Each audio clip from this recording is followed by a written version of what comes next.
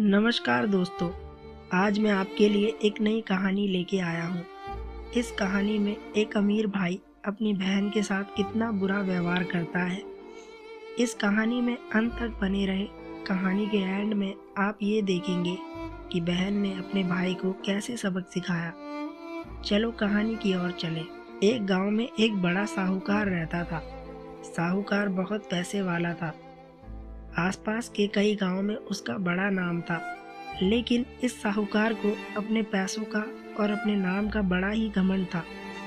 वह अपने नाम को बनाए रखने के लिए बहुत ज़्यादा सोचता था और बिना किसी की भावनाओं की कद्र किए वो सब करता था जो उसे लगता था कि करना चाहिए। साहूकार को कई सालों बाद एक संतान हुई थी। साहूकार ने अपने घर पर एक बहुत बड़ा कार्यक्रम रखा, जिसमें उसने आसपास के गांव के सभी लोगों को और सिर्फ ऐसे रिश्तेदारों को जो पैसे वाले थे उनको बुलाया था।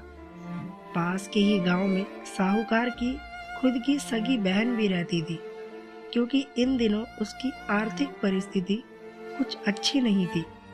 इसीलिए उसने अपनी बहन को भी इस कार्यक्रम के लिए नहीं बुलाया। इस कार्यक्रम की चर्चाएं हर गांव में होने लगी। यह खबर उस साहूकार की बहन तक भी पहुंच गई। बहन को यह जानकर बहुत ज़्यादा खुशी हुई कि इतने सालों बाद उसके भाई को आखिरकार संतान हो ही गई। बहन ने सोचा कि भाई गलती से उसे इस बारे में बताना भूल गया होगा और अपनों को भला कोई न्योता देता है। भोली बहन ने अपने भाई के यहाँ उस कार्यक्रम में जाने की तैयारियां शुरू कर दी। जिस दिन वह कार्यक्रम था उस दिन उसकी बहन सुबह सुबह ही अपने भाई के घर जाने के लिए निकल पड़ी। रास्ते में अपने पुराने मैले कपड़े देख उसे ख्याल आया कि अगर किसी और के घर जाना होता तो मैं ऐसे कपड़ों में जाने की सोचती भी नहीं, लेकिन मैं तो मेरे अपने घर जा रही हूँ। वहाँ मुझे ये सब सोचने की कोई ज़रूरत नहीं है। जैसे ही वह अपने घर पहुँची, वहाँ का आयोजन देखकर वह बहुत खुश हो गई और उसको अपने भाई पर बहुत गर्व हुआ। वहाँ पर वह अपने भाई से मिलकर उसकी खुशी में शामिल होना चाहती थी। वह तुरंत सीढ़ियाँ चढ़कर घर के अंदर गई। उसने देखा कि उसका भाई मेहमान के तौर पर आए सभी अमीर लोगों का स्वागत करने में व्यस्त है। उसकी बहन जैसे ही अपने भाई की तरफ उससे मिलने के लिए बढ़ी, उसके भाई की नज़रें उस पर पड़ गई और अपनी बहन को ऐसे मैले पुराने कपड़ों में देखकर भाई ने उससे मिलना तो दूर बल्कि तुरंत बहाना बनाकर वहां से निकल गया।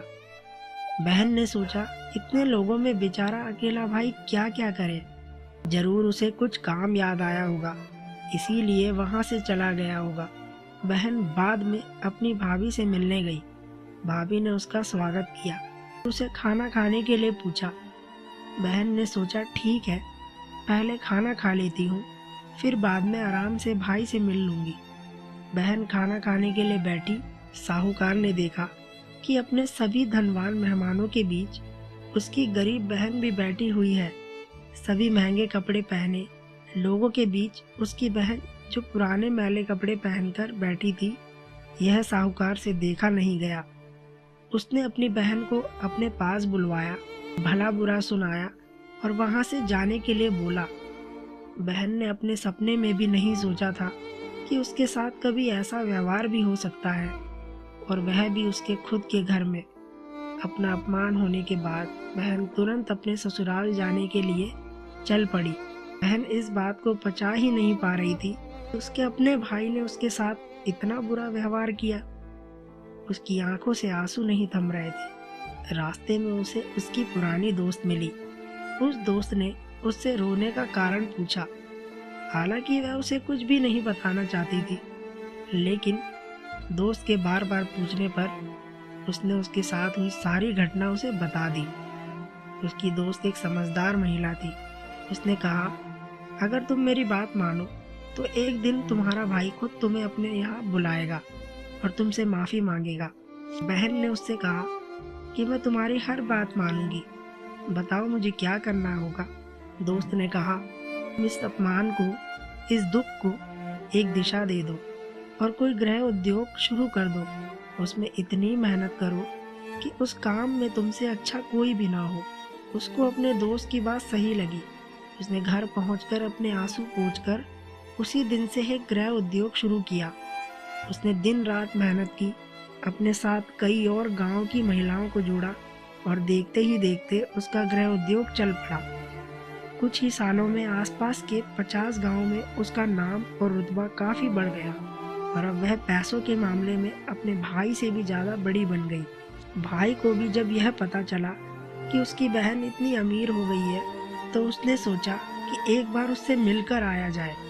वह जब अपनी बहन के घर मिलने पहुंचा तो बहन ने उसका किसी राजा महाराजा की तरह स्वागत किया, उसके पसंद का खाना खिलाया। बहन का ऐसा व्यवहार देखकर भाई को अपनी पिछली गलती का एहसास हुआ, इसीलिए उसने अपनी बहन को अपने घर होने वाली पूजा के लिए आमंत्रित किया। कुछ ही दिनों बाद बहन अपने भाई के यहाँ उस पूजा के लिए पहुँच गई। जैसे ही बहन अपने भाई के घर पहुँची, उसका भाई उसके स्वागत के लिए दरवाजे में ही खड़ा था। बहन अपनी महंगी गाड़ी में आई थी। उसने बहुत महंगी साड़ी और उससे भी ज़्यादा महंगे गहने पहन रखे थे। बहन का ऐसा ठाट बाट देखकर सिर्फ भाई नहीं बल्कि उसका पूरा गांव दंग रह गया। भाई दौड़ कर आया और बहन की गाड़ी का दरवाज़ा खोलकर उसे बाहर आने के लिए कहा और बड़े प्यार से उसे पूजा का प्रसाद ग्रहण करने के लिए बुलाया। बहन को इस बार 12 पकवान परोसे गए थे। चांदी की थाली में उसे खाना दिया गया था और साथ में एक सोने की चम्मच भी रखी गई थी। उसके बैठने के लिए बेशकीमती पाट रखा गया था। बहन को ये सब देखकर उसके वह पुराने दिन याद आ गए जब भाई ने उसे बिना खाना खिलाए ही भला बुरा कहकर वापस लौटा दिया था। बहन खाना खाने के लिए तो नहीं बैठी, लेकिन उसने अपने सारे महंगे जेवर उतारकर उस थाली के सामने रख दिए और खाने में से कुछ निवाले उन गहनों पर रख दिए। उसका ऐसा व्यवहार देखकर सभी हैरान थे। किसी को नहीं समझ में आ रहा था कि वह ऐसा क्यों कर रही है, आखिर वह क्यों उन जेवरों को खाना खिला रही है। जब सभी ने उससे पूछा कि वह क्यों ऐसा कर रही है, तब उसने सबके सामने बताया कि आज जो उसका इतना मान सम्मान हो रहा है वह दरअसल उसका नहीं, उसके इन्हीं कीमती गहनों और कपड़ों का हो रहा है, क्योंकि मैं तो अभी भी वही पुरानी साहूकार की बहन ही हूँ।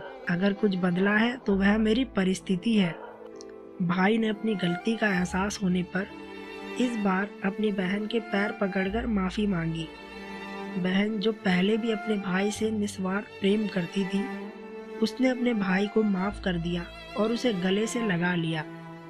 दोस्तों, पैसे सिर्फ हमारे जीवन को सरल बनाने के लिए है, जबकि रिश्ते जीवन में मिले किसी वरदान की तरह है।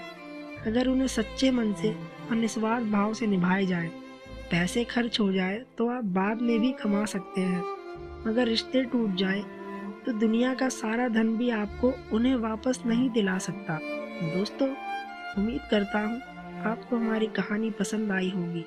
कहानी पसंद आई है तो वीडियो को लाइक करें, चैनल पर नए हैं तो चैनल को सब्सक्राइब करें और हाँ, नोटिफिकेशन बेल को ज़रूर दबाएं ताकि अगली अपडेट सबसे पहले आपको मिले।